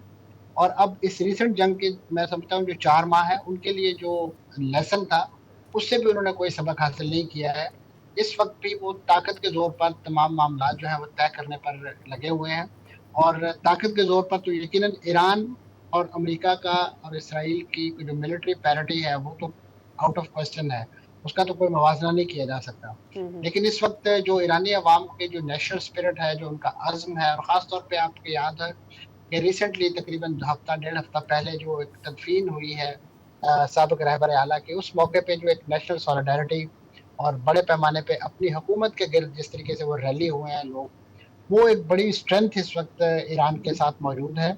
इसी तरीके से बैन अक़वामी बरादरी में भी जिस तरीके से उनके साथ इज़हार यकजहती किया गया। लेकिन इस वक्त अमेरिका अपनी जो डिसप्रपोर्शनल यूज ऑफ फोर्स है उसके नतीजे में ईरान को एक बार फिर अपनी जो हॉरिजेंटल अटैक्स जो हैं उस पर मजबूर कर रहा है और उसका निशाना यकीनन उसके वो हमसाया ममालिक बनते हैं जो किसी तरीके से माजी में उनके साथ रप्रोचमेंट की तरफ जा रहे थे और बहुत सारे मामला तय होने जा रहे थे। लेकिन अमेरिका शायद नहीं चाहता कि खित्ते के अंदर जिस ईरान को एक वो डरावे और धमकावे और एक स्केयर क्रो के तौर पर इस्तेमाल करता है और उसके बाद इन्हीं मुल्कों के जो वसाइल हैं, जो पेट्रो डॉलर है और ख़ास तौर पर वहाँ अपनी बेसिस रख कर असल में तो वो इन ममालिक का तहफ़्फ़ुज़ नहीं कर रहा है, वो इसराइल के तहफ़्फ़ुज़ के लिए अपनी बेसिस यहाँ पे मौजूद रखना चाहता है ताकि ईरान की तरफ से जो इसराइल को एक थ्रेट है वो किसी तरीके से न्यूट्रलाइज किया जा सके। और आपने देखा कि अगर तो ये बेसिस इन ममालिक के तहफ़्फ़ुज़ के लिए होती तो यकीनन उनका तहफ़्फ़ुज़ कर पाती, लेकिन आपने देखा कि ईरान के हमलों के जवाब में वो बिल्कुल नाकाम रही है और अब तो एक एसेट के बजाय वो एक ऐसी लाइबिलिटी के तौर पर सामने आ रहे हैं कि खित्ते के ममालिक खुद अपनी उससे मैं समझता हूँ कि जो दूसरी बार उन्होंने उनको अपने यहाँ होस्ट करने की हमाकत की है اس پر بھی بہت زیادہ نادم نظر آ رہے ہیں اور پریشان نظر آ رہے ہیں کہ ہم کس طریقے سے اس مسئلے سے باہر نکلیں. یہی وجہ ہے کہ اس وقت ڈپلومیسی کا جو ڈول ہے وہ بھی ونس اگین ڈالا گیا ہے. آپ نے دیکھا کہ ایران جو ہے ان کے وزیر داخلہ اس وقت پاکستان کے دورے پر ہیں اور یہ اسی نوعیت کی باتیں بالخصوص امریکہ سے ہی آپ کو یاد ہوگا کہ 3 دن پہلے جو ایک عبوری 10 روزہ سیز فائر کی بات کی گئی تھی, انہی تجاویز کو ایک فائن ٹیون کر کے ایرانی جو قیادت ہے جو اس وقت موجود ہے پاکستان میں, ان کے ساتھ اس کے تھریڈ بیئر اس کو ڈسکس کیا جا رہا ہے کہ اس کی کیا موڈیلٹیز ہو سکتی ہیں. لیکن مصیبت یہ ہے کہ ایران امریکہ جو ہے وہ اس نوعیت کا کوئی بھی جو اسٹاپ گیپ ارینجمنٹ ہے اس کو حقیقی معنوں میں کسی مذاکراتی عمل کے نتیجہ خیز بنانے کے بجائے وہ اس لل پیریڈ کو جو ہے وہ اپنے اسلحے کے ذخائر کو دوبارہ بھرنے اور اپنی فوجی تیاری کو ایک بار پھر منظم کرنے کے لیے ایک ٹائم پیریڈ کے طور پہ استعمال کرتا ہے. اس وقت ایران کی قیادت کو ایک بات کا مکمل اندازہ ہو چکا ہے کہ امریکہ جو ہے وہ حقیقی معنوں میں ایران کے ساتھ مذاکرات یا وہ چیزیں کہ جو ان کے ساتھ 14 نکاتی قرارداد کی صورت میں یا مفاہمت یادداشت کی صورت میں طے کی گئی ہے اس میں سے کسی ایک نقطے پر بھی عمل درآمد اچھا منصور صاحب, اب اس میں آپ اس کا پہلا نقطہ جی اس میں ایک چیز ہے, ہم جب بھی یہ چیز گفتگو کر رہے ہوتے ہیں شو سے پہلے ہمارے ذہن میں ایک چیز ہوتی ہے کہ ایک سوال تو کلیشے ہو گیا ہے اب کہ جناب یہ معاملہ کہاں جا کے رکے گا. آج میں آپ سے یہ سوال نہیں کروں گا. اب جسٹ نیو یارک ٹائمز نے 1 گھنٹے پہلے ایک چیز رپورٹ کی ہے, وہ میں آپ کے سامنے رکھ کے اس پہ آپ کے میں تجزیہ چاہوں گا کہ سعودی جو ہے وہ بھی کوئی ڈیل کر سکتے ہیں about the nuclear fuel enrichment. اس ڈیولپمنٹ کو آپ کرنٹ سچویشن میں کیسے انالائز کریں گے؟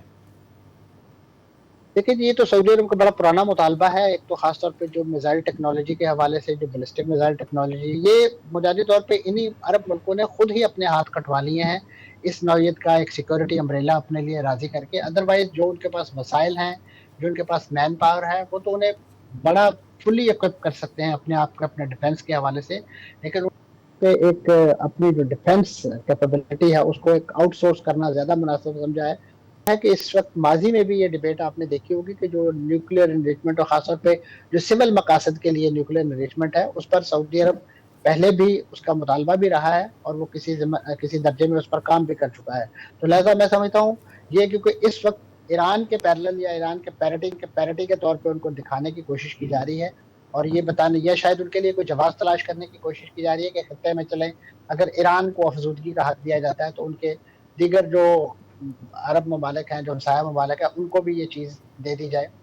تو یہ اس نوعیت کی جو فیلر اس وقت چھوڑے جاتے ہیں اس کا مقصد یہی ہوتا ہے کہ کسی طریقے سے جو اس وقت خطے کے ممالک بالخصوص اس وقت سعودی عرب ظاہر ہے ایک بڑا GCC کنٹری ہے اور اس کی اکانومی اور ساری چیزیں تہو بالا ہو کے رہ گئی ہیں اس پوری آبنائے ہرمز کے بندش سے, تو اس کو ابھی ریسنٹلی ایک جو الٹرنیٹ روٹ سے آپریٹ کرنے کی کوشش کی جا رہی تھی اس کے حوالے سے بھی آپ نے خبریں سن رکھی ہیں کہ باب المندب جو ہے اس کو بھی حوثی جو ہے وہ شاید بند کرنے کے حوالے سے پلان کر چکے ہیں اور اس وقت عملی طور پہ کچھ جہازوں کو ری روٹ بھی کیا گیا ہے.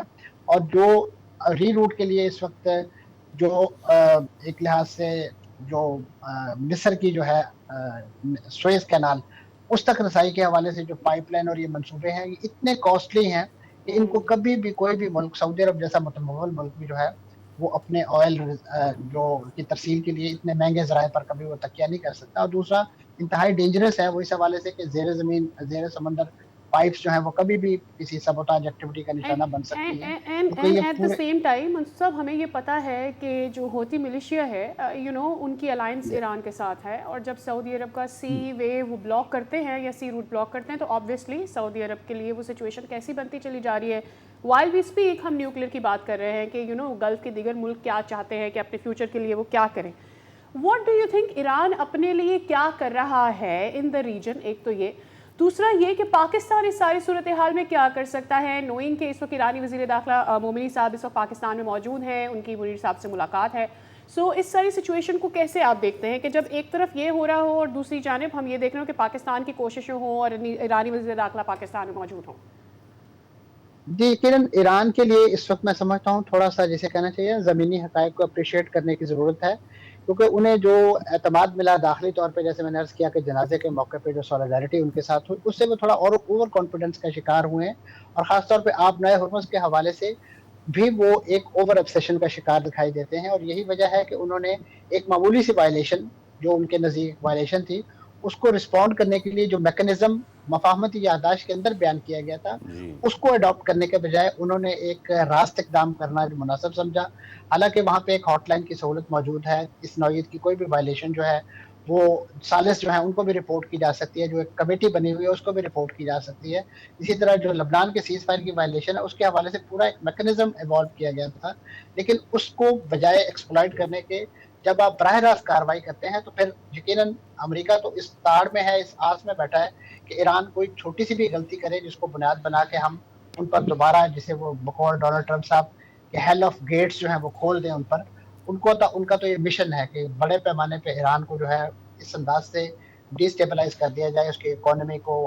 खासतौर पे इस वक्त वो चाह रहे हैं कि ये जो दाखिली हमले किए जा रहे हैं सिविल इंफ्रास्ट्रक्चर के, उसको बेस बना के या उसकी बुनियाद पर ईरान के अंदर से ही ये जो सॉलिडारिटी जो है इसको रिवर्स ऑपरेशन के जरिए, रिवर्स इंजीनियरिंग के जरिए ईरान के खिलाफ या ईरानी हुकूमत रजीम के खिलाफ मुजाहरों की शक्ल में कन्वर्ट कर दिया जाए। अगरचे वो इस वक्त तक अपने उस अज़्म में कामयाब नहीं हो सके हैं, लेकिन बहरहाल एफर्ट्स आर अंडर वे।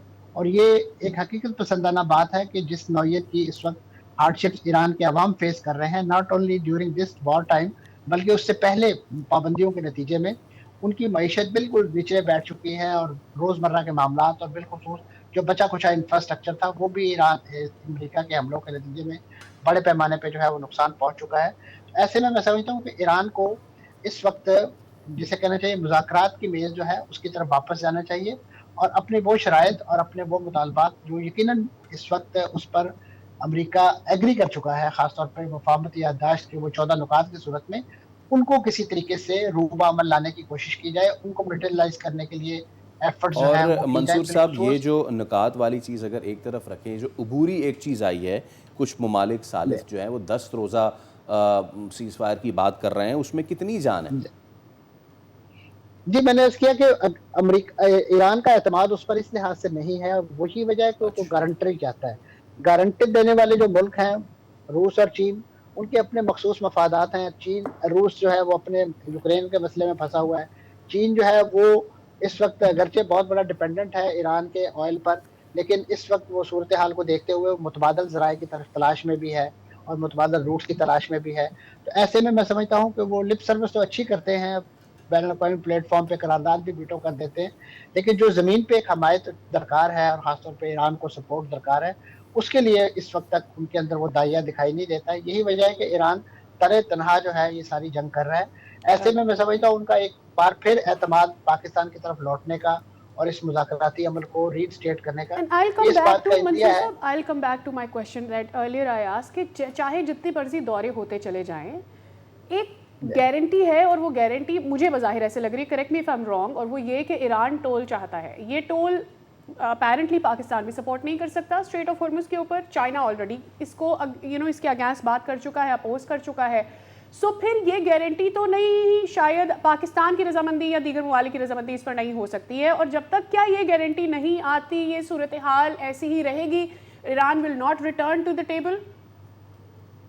देखिए, टोल का जहाँ तक ताल्लुक है, ये बड़े टॉल क्लेम तो हैं। टोल सिर्फ ईरान नहीं चाहता बल्कि डोनाल्ड ट्रंप साहब भी चाहते हैं। आपको याद होगा कि माजी में उन्होंने भी अपना हिस्सा इसमें डाला था कि जी हम 20% टोल लेंगे, हम इसको प्रोटेक्ट करते हैं, हम इसको सेफ पैसेज बनाते हैं, तो आप हमें 20% जो है वो टोल दे के यहाँ से गुजर जाएं। अगरचे उन्हें अपनी उस हमाकत का जल्द एहसास हो गया, उन्होंने बयान अगले ही दिन वापस ले लिया था।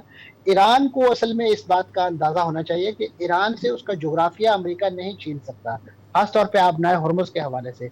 अगर वो ये करने की पोजीशन में होता तो 4 माह की जंग के दौरान वो ये सारी एक्टिविटीज़ करता, लेकिन अपने जहाज़ हज़ारों किलोमीटर दूर समंदर में खड़े करके वो इस इलाके का कंट्रोल नहीं संभाल सकता, तबाही और बर्बादी फैला सकता है।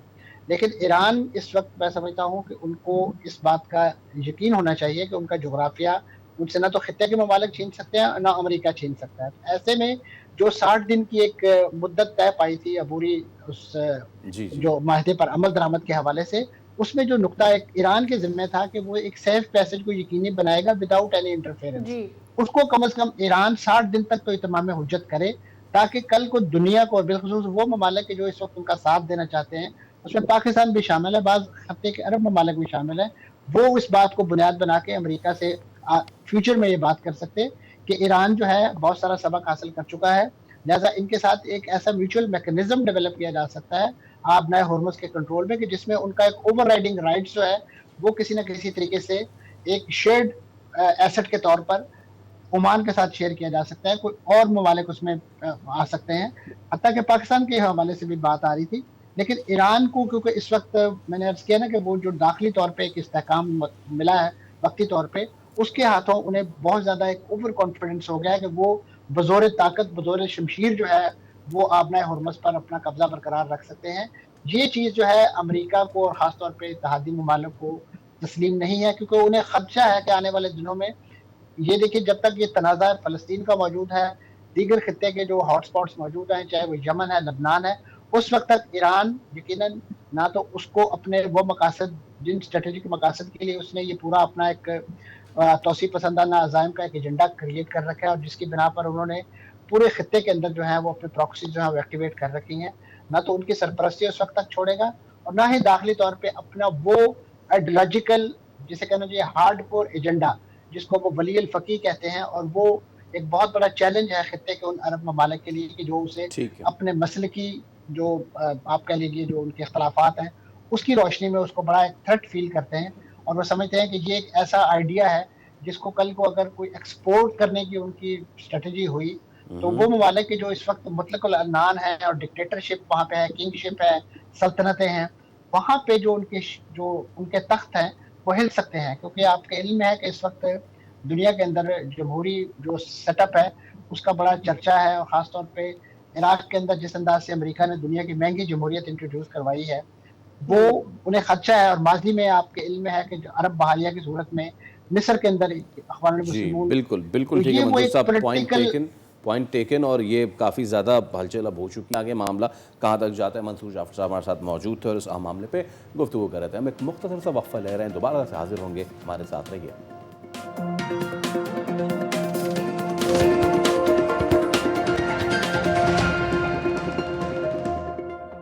آس پاس اتنی چیزیں جب پیچیدہ ہوتی چلی جاتی ہیں تو ہمیں ایسا لگتا ہے کہ ہم پریشر فیل کر رہے ہیں, اور جو بھی سچویشن آ رہی ہے وہ ہماری سوچنے سمجھنے کی اور برداشت کرنے کی اپنے آپ رسپونڈ کرنے کی صلاحیت کو بھی بدلتی چلی جاتی ہے. آج دنیا بھر میں دا برین ڈے منایا جا رہا ہے, یعنی ہماری جو جسم کا ایک سب سے پیچیدہ عضو ہے ہمارا برین, جو کہ ہمارے پورے جسم کو کنٹرول کر رہا ہوتا ہے اور ساتھ ساتھ اپنے فنکشن کو بھی چلا رہا ہوتا ہے. آج اس کا عالمی دن منایا جا رہا ہے جس کا گول رکھا گیا ہے ایکسیس فار آل, یعنی اس کا مطلب یہ ہے کہ سب کو جو بھی ہمارے نیورولوجیکل پرابلمس ہوتے ہیں اس کے علاج کے لیے اس کے کنسلٹیشن کا ایک رائٹ حاصل ہے اور وہ سب کو ایکولی ملنا چاہیے. ورلڈ فیڈریشن آف نیورولوجی کی جانب سے ہر سال 22 جولائی کو ورلڈ برین ڈے منایا جاتا ہے, اور 1957 میں تنظیم کے قیام کی یاد بھی دلاتا ہے, جس کا مقصد یہی تھا کہ عالمی اداروں کے مطابق دنیا بھر میں 3.4 ارب سے زائد ایسے لوگ ہیں جو کہ برین کنڈیشنز کے millions actually I would say لوگ موجود ہیں جو کہ برین کنڈیشنز کے ساتھ رہ رہے ہیں اور ان کی مشکلات ہوتی ہیں, لیکن کئی بار لوگوں کو خود بھی نہیں پتہ ہوتا کہ ان کو کوئی نیورولوجیکل پرابلم ہے جس کا انہیں علاج کروانا چاہیے. پاکستان کی بات کی جائے تو یہاں پہ تو سب سے زیادہ نیگلیکٹڈ اگر کوئی چیز ہے تو یہ کہ اگر کوئی کسی کے کہہ دیں کہ یار آپ کسی سائیکالوجسٹ یا سائیکاٹرسٹ کو دکھائیے تو کہتے ہیں کہ کیا آپ مجھے پاگل سمجھتے ہیں. اسی پہ ہم بات کر لیتے ہیں. ہمارے ساتھ موجود ہیں ڈاکٹر شاہد مصطفیٰ, نیورو سرجن ہیں. ڈاکٹر صاحب السلام علیکم اور good morning, thank you so much for your time. Doctor صاحب پاکستان کی اگر بات کی جائے تو ایک ٹبو ہے, اور وہ ٹبو یہ ہے کہ ہم یہ سمجھتے ہیں کہ ہم سب ذہنی طور پہ زبردست صحت مند ہیں, اور اگر ہمیں کوئی بھی پریشانی لاحق ہوتی ہے تو ہم یہ سمجھتے ہیں کہ ارے نہیں یہ تو کسی کی نظر لگ گئی ہے, اس وجہ سے ہم تھوڑا بھاری فیل کر رہے ہیں. آن دس ڈے سر کیا کہنا چاہیں گے, یور انیشیل ریئیکشن, پاکستان میں ہماری برین ریلیٹڈ جو ڈیزیزز یا ڈس آرڈرز یا کنڈیشنز ہیں ہم ان کو کتنا سیریس لیتے ہیں؟ جی تھینک یو ویری مچ. السلام علیکم. اور یہ ورلڈ برین ڈے جو اس کی جو ریفرنس ہے وہ واقعی میں بڑا امپورٹنٹ ہے. جیسے آپ نے کہا کہ دنیا میں جو آپ نے فگرز بتائیں, پاکستان میں بھی 5-6 کروڑ لوگ ایسے ہیں جن کو نیورولوجیکل النیسز ہیں, stroke, epilepsy, migraine headaches, Parkinson's disease, back pain, CNS infections. تو یہ ایسی بیماریاں جو کہ بڑی کرونک النیسز ہیں اور ان کی بہت ڈسیبلٹی ہے، یعنی کہ بڑی لمبی بیماریاں چلتی ہیں، ڈیمنشیا ہے. تو پاکستان کے اندر جو سب سے امپورٹنٹ چیز ہے کہ اس کی ریکگنیشن، کہ ان کو ریکگنائز کیا جائے اور ان کا بر وقت علاج کرایا جائے. بلکہ ورلڈ برین ڈے کے حساب سے ہم آج کل یہ کہتے ہیں کہ اپنی برین کو پروٹیکٹ کر کے رکھیں، برین ہیلتھ پہ فوکس کریں. جو میں پیغام دینا چاہتا ہوں وہ یہ ہے کہ پریونشن، کہ ہم اپنے لائف سٹائل کو ایسا رکھیں کہ ہمیں کم سے کم نیورولوجیکل النیسز ہوں، اس لیے کہ brain is a very very delicate organ. اس کو ایک مرتبہ ڈیمیج پہنچ جائے تو پھر ہم ایک وشس سائیکل میں چلتے رہتے ہیں اور علاج ہی کے پیچھے چلتے رہتے ہیں. لیکن جو یہ ورلڈ برین ڈے کا جو مقصد یہ ہے وہ یہ ہے کہ ہم اپنی برین کو پروٹیکٹ کر کے رکھیں، اور اس کے بارے میں ہم بات کر سکتے ہیں. رائٹ. ڈاکٹر صاحب، one thing that's very important, اور وہ یہ کہ ہمیں پتہ ہے کہ دنیا بدل رہی ہے. جو اس وقت ہماری یعنی ملینئلس کی جو سوچ ہے وہ بومرز کی سوچ نہیں تھی. ہمارے آگے جو جین زی ہے، جین الفا ہے، اس کی سوچ آبویسلی مختلف ہے. ہم ایک kind of a continuous transition سے گزر رہے ہیں. مجھے ایسا لگتا ہے کہ ہم بہت ساری چیزیں بچوں کو سکھاتے ہیں، ہم ان کو مورل ویلیوز کے بارے میں سکھاتے ہیں، ہم ان کی دیگر طریقوں سے تربیت کرتے ہیں. کیا آپ کو لگتا ہے کہ چائلڈہڈ سے ہی بچوں کو برین ہیلتھ کے بارے میں بھی بتانا چاہیے کہ کب وہ کیسے محسوس کر رہے ہیں اور اپنے ایموشنز کو، اپنی مینٹل ہیلتھ کو بہتر کرنے کے لیے ان کو کیا کچھ کرنا چاہیے؟ یہ آپ نے بات بالکل صحیح کی ہے. جو ہماری جو تھاٹ پروسیسز ہیں وہ بچپن میں ہی سارٹ آف ڈیولپ ہو جاتے ہیں. شروع کے 10-12 سال کے اندر ہی ہمارے دماغ کی جو ہیبیچول تھنکنگ ہے، ہماری لائف لانگ تھنکنگ پیٹرنز اسی وقت ڈیولپ ہو جاتے ہیں.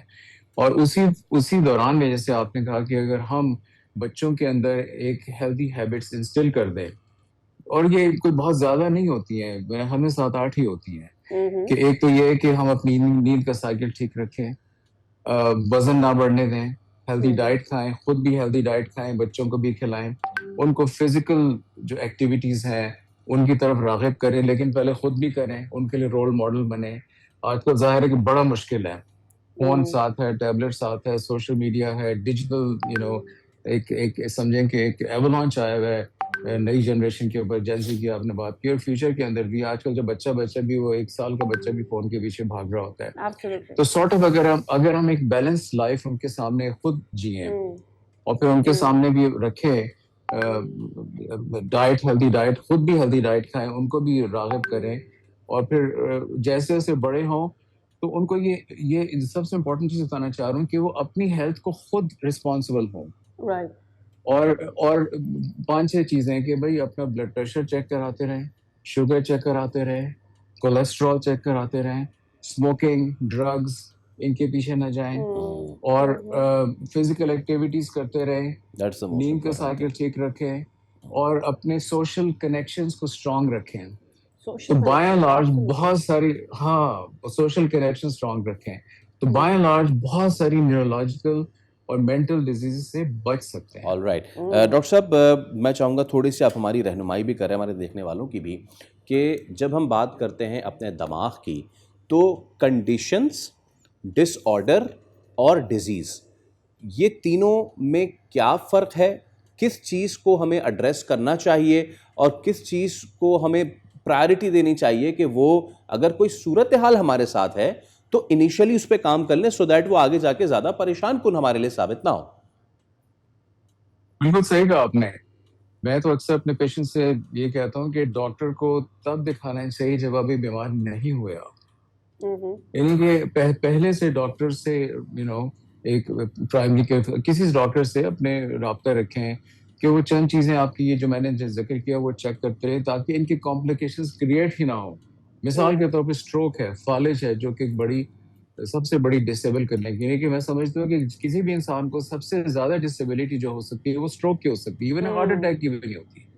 ہارٹ اٹیک سے ظاہر ہے کہ مورٹیلٹی ہوتی ہے، اس کے بعد اگر ہو بھی جائے آپ چلتے پھرتے تو رہتے ہیں، بول سکتے ہیں، کھا سکتے ہیں، بیٹھ سکتے ہیں، لیکن اگر فالج ہو جائے تو کبھی کبھی نہ بول سکتے ہیں، بستر پہ پڑ جاتے ہیں، ویل چیئر پہ آ جاتے ہیں، بازو نہیں ہلا سکتے، کھانا نہیں کھا سکتے، دوسروں پہ ڈپینڈنٹ ہو جاتے ہیں. تو یہ ڈسیبلٹی سے بچنے کے لیے اپنے جو ہے رسک فیکٹرز کو کنٹرول رکھیں، ان کی اویئرنیس ہونی چاہیے. ہمارے معاشرے کے اندر جو بہت رسک فیکٹرز ہیں، اگر ہم انہیں کو پریونٹ کر لیں تو ہم بہت ساری illnesses سے ہم بچ سکتے ہیں. آپ میں کنڈیشنز، ڈس آرڈرز ہیں، ڈیزیزز ہیں، ظاہر یہ سب آپس سے ملتی جلتی چیزیں ہیں.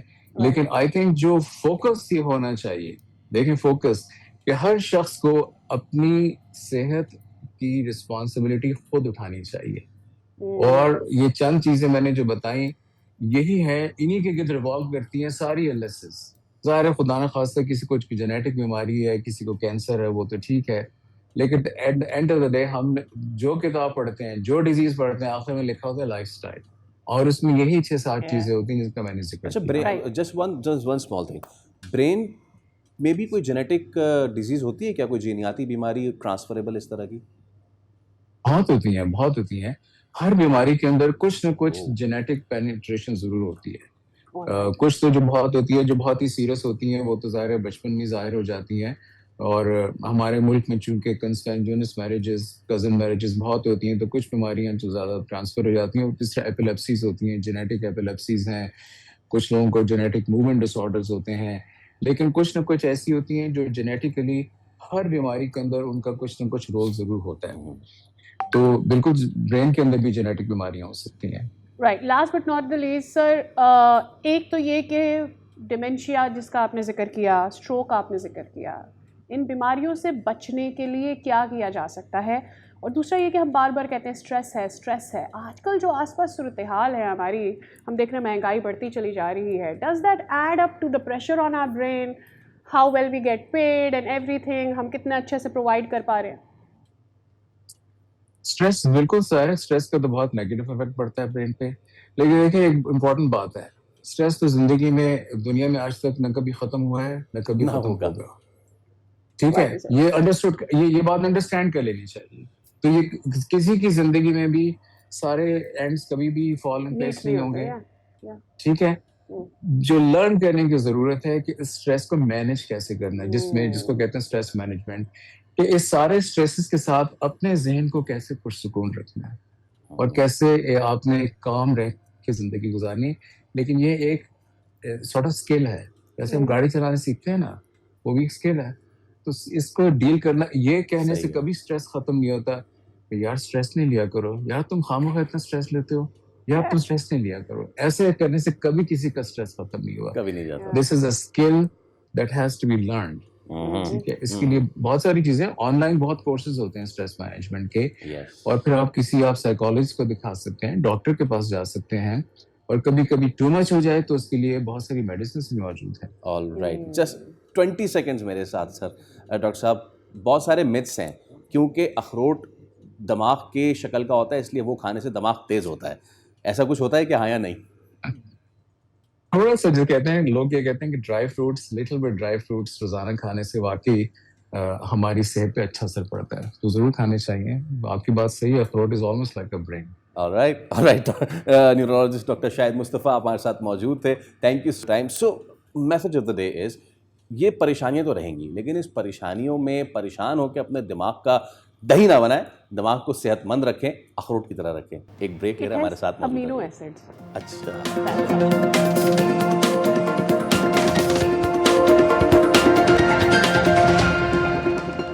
Welcome back. اگر آپ سمجھ رہے ہیں کہ یہ ہم پتہ نہیں کیا کھیل رہے تھے اور پکڑے گئے ہم کھیلتے ہوئے، تو ایسا نہیں ہے. کریں گے اس ٹریول کی بات بھی ہم، لیکن اس سے پہلے ہم آپ کو یہ بتائیں کہ الفاظ کی جنگ سے پہلے ایک اور جنگ چھڑی ہوئی ہے، اینڈ دیٹ از نئی دلی میں.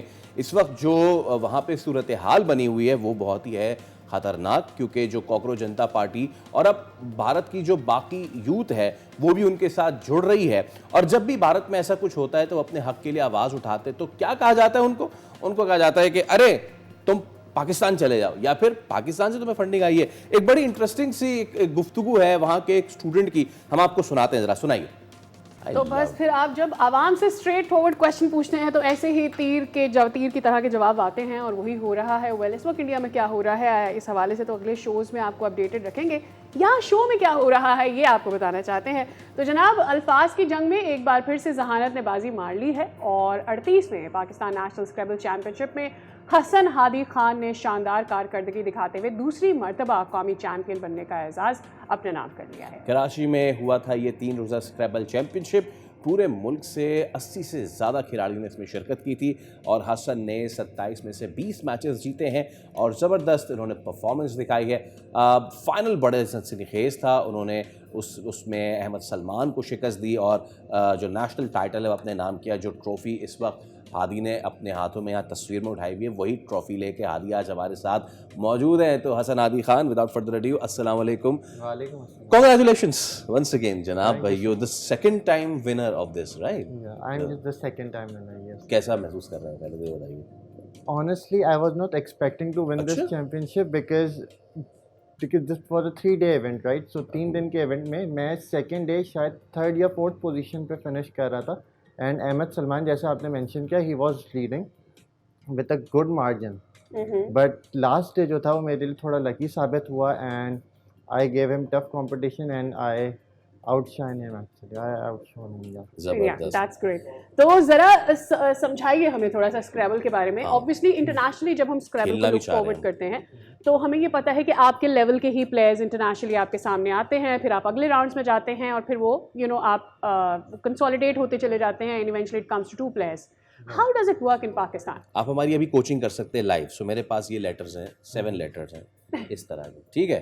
میرے پاس ایکسکلوسیو ریک ہے, دیٹس ود حسن کا نام ہے. تو پلیز بتائیں کیسے ہم شروع کریں. یس, تو اسکریبل جو ہے جیسے آپ نے پہلے پوچھا کہ انٹرنیشنلی, سو یہاں پہ بھی ہمارے جو پلیئرز ہیں وہ انٹرنیشنلی پارٹیسپیٹ کر چکے ہیں. And we know the level of competition over there. تو ہم لوگ بھی جو نیشنل چیمپئن شپ کھیل رہے تھے اس میں مینلی وہ پلیئرس تھے جو انٹرنیشنلی پارٹیسپیٹ کر چکے ہیں. So competition was tough here as well, but obviously internationally exposure different ہوتا ہے, وہاں کے لوگوں کا ایکسپیرینس, وہاں کے لوگوں کا اسکل سیٹ.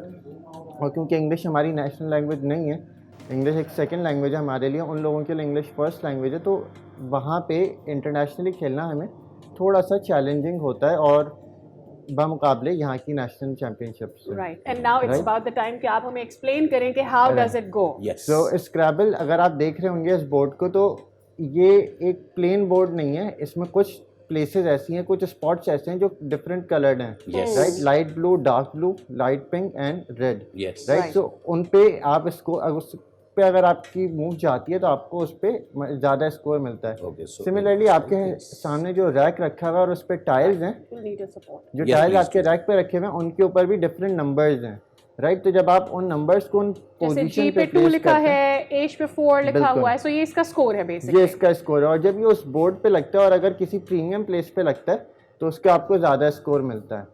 رائٹ. سو جیسے اس کے اندر آپ ملٹیپل ورڈ اگر بنا میں سکتے اس کو شروع کرنا چاہوں اور میرے پاس جو لیٹرز ہیں تو کیا میں اس کو بیچ میں سے شروع کر سکتی ہوں؟ بالکل. آپ کو فرسٹ ورڈ جو ہے اپنا وہ ایسے بنانا ہے کہ وہ سینٹر اسپاٹ کو کراس کرے, رائٹ. اس کے اندر آپ ایک ورڈ بنا سکتے ہیں, ایزی سا word, HUNG, ہنگ. What if I go for let's say nut? If I go for nut, right, so آپ نٹ بھی بنا سکتے ہیں. Again it's I go for nut, I don't go nuts. Anyways, اچھا جناب, یہ nuts میں نٹ لکھ دیا میں نے. رائٹ. سو نٹ جو آپ نے بنایا, آپ نے جو لیٹر یوز کیا نا وہ صرف سنگل پوائنٹر ہے, رائٹ. تو آپ کو اس کا اسکور کم ملے گا. اگر آپ H یا G یوز کرتی ہیں تو آپ کو اس کا اسکور زیادہ ملے گا. Okay, so I have change. کیا بےمانی ہے؟ نہیں, آپ چینج کر سکتے ہیں کیا؟ It's a learning process. اگر یہ میں نے اس کو گٹ کر دیا ہے, ناظرین یہ بےمانی ہوگی. اس gut a word, right, obviously a gut is a word. It is counted as a word. ٹھیک ہے جی, میں نے ابھی اس کو اپنے برین کو تھوڑا سا زیادہ یوز کیا ہے, لیول اپ کر کے میں نے اس کو گٹ کر دیا ہے. اب میں اس سے کوئی بھی ورڈ بنا سکتا ہوں. اسی سے کنیکٹ ہوتے ہوئے کوئی ایک ورڈ بنائیں گے. کنیکٹ مطلب میں کسی بھی طرف جا سکتی ہوں, کسی بھی طرف جا سکتی ہیں, لیکن ورڈ جو ہے وہ ہارزونٹلی اور ورٹیکلی ہو سکتا ہے, ڈائگنلی نہیں ہو سکتا, اینڈ لیفٹ ٹو رائٹ اور ٹاپ ٹو باٹم ہو سکتا ہے. تو میں بنا لوں اب تو میں بنا رہا ہوں یہ, اور یہ ٹرپل لیٹر سکور پہ میرا ایک کیا آ رہا ہے. سو ہم نے یہ Sadia, if you can please, تو یہ بھائی یہ ہم نے ورڈ بنا لیا ہے. سادیہ نے بنایا تھا گٹ, میں نے بنایا ٹو. اب اس میں زیادہ سکور کس کا ہے؟ ابھی آپ کا ہے. I want to kind of flex it.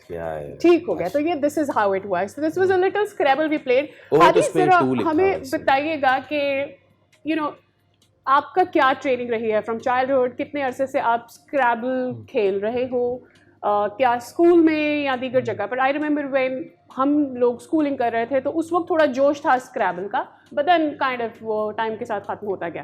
سو کب سے شروع کیا اسکریبلنگ اور کس طرح سے اس کو ٹرین کیسے کیا اپنے آپ کو؟ سو میں اسکریبل جو ہے وہ پچھلے 17 سالوں سے کھیل رہا ہوں اینڈ میں نے اسٹارٹ کیا تھا گھر سے, بالکل جس طرح میرے ابا کھیلتے تھے, انہوں نے مجھے انٹروڈیوس کروایا اسکریبل سے. اور اگین جس طریقے سے آپ چھوٹے چھوٹے ورڈ بنا رہی ہیں, میں نے بھی ایسے چھوٹے چھوٹے ورڈ بنا کے دین اسکول کے اندر پتہ چلا کہ اسکریبل ہوتا ہے. انہوں نے تھوڑا اور پالش کیا اس گیم کو and they introduce to us the inter school scrabble championship جو پاکستان اسکریبل ایسوسیشن کرواتا ہے.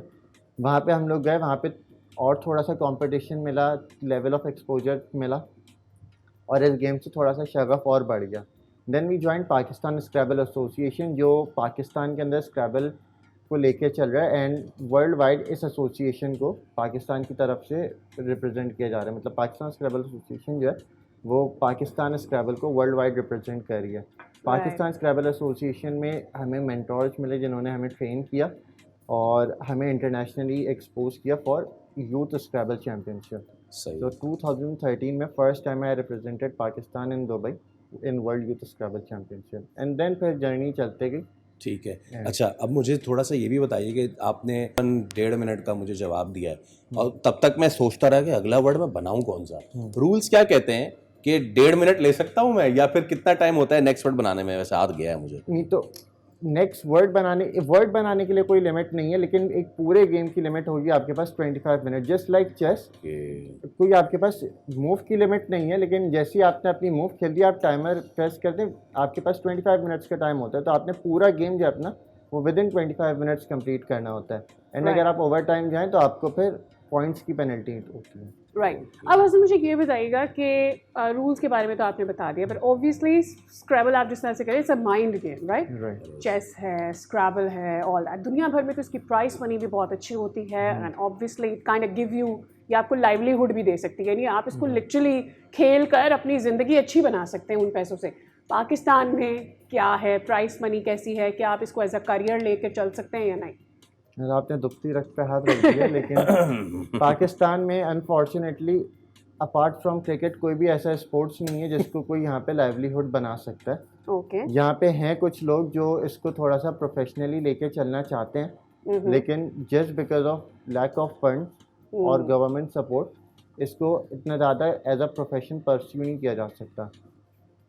حالانکہ بہت سارے ملک ایسے ہیں, Nigeria, U S, Thailand, یہ اپنے پلیئرس کو اسپانسر کرتے ہیں, یا اپنے پلیئرس کو ایئرلی فنڈ کر رہے ہوتے ہیں کہ وہ اسکریبل جو ہے وہ کھیلیں, انٹرنیشنلی جا کے کھیلیں اسکریبل, اور اسکریبل کے اندر اپنا پروفیشن اس کو ایز اے پروفیشن کھیلیں. لیکن پاکستان کے اندر ایسا کچھ نہیں ہے. اوکے. مین وائل جب تک کہ فیصل اپنا اگلا کویشچن شو کرتے ہیں, ہم نے 2 ورڈز بنائے, 1 منٹ رہ گیا. اچھا 1 منٹ رہ گیا تو ہم اپنے مقابلے کو آگے نہیں کرتے. آخری یور کلوزنگ کویسچن, اور پھر آپ بتائیے گا کہ کس نے جیتا ہے. ویسے تو میرا خیال ہے میرا کلوزنگ کویسچن اور میرا کلوزنگ ورڈ بھی نا, because you started it. No sir, it's 2 words. ہماری ڈسکشن چل رہی ہے. What do you want to ask? میں بس what is the next competition, اور آپ کو انٹرنیشنل کمپیٹ کرنے میں پاکستان سے کیا پرابلمز آتی ہیں؟ سو نیکسٹ میرے بکٹ لسٹ میں 3 کمپٹیشنز ہیں. ایک دس ایئر مالٹا کے اندر ورلڈ اسکریبل چیمپئن شپ ہے, نیکسٹ ایئر تھائی لینڈ کے اندر ورلڈ اسکریبل چیمپئن شپ ہے, اور ایک ٹیم ایونٹ ہے 2028 کے اندر ملیشیا کے اندر. یہ میرے نیکسٹ 3 ٹارگیٹس ہیں. اور پاکستان کو, مجھے اکیلے کو نہیں, صرف پاکستان کے ہر پلیئر کو یہ پرابلم آتی ہے کہ ہمیں یہاں سے فنڈنگ نہیں ملتی. جتنی بھی ساری چیمپئن شپ ہے جو ہمیں انٹرنیشنل جا کے کھیلنی پڑتی ہیں, اس کا ویزا پروسیس, ٹکٹ, اس کا سب کچھ ہمیں اپنی طرف سے بیئر کرنا پڑتا ہے. چلیں ٹھیک ہے, بٹ آئی ہوپ کہ اس کو بھی کوئی کرے. Thank you so much Hasan. And with that میں اپنا آخری ورڈ چل رہا ہوں. سادیہ سمجھ رہی تھی کہ she is winning it, but I have won it. ناظرین, اسی کے ساتھ ہم آپ سے لیں گے اجازت. کیپ گیسنگ یا کیپ گیسنگ. اسی کے ساتھ ہم آپ سے لیں گے اجازت. آپ سے ملاقات ہوگی کل. رکھیے اپنا خیال. اللہ حافظ. آئی ہیو ون.